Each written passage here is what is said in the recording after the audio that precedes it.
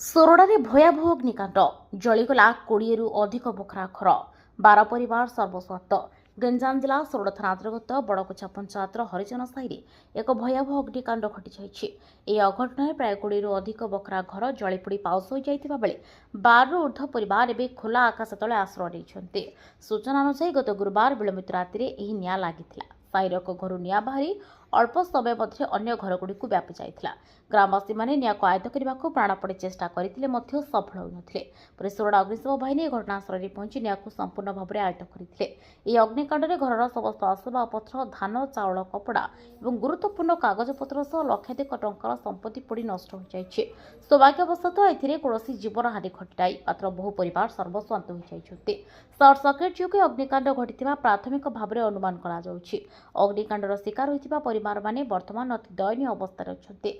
स्थानीय प्रशासन तुरंत यह घटनार तदंत कर क्षतिग्रस्त परिवार को सरकारी सहायता जोगा देबाकू ग्रामवासी माने दाबी करिसेंते। ब्रह्मपुर कविराज पात्रଙ୍କ रिपोर्ट, पॉलिटिकल घटी ओडिशा।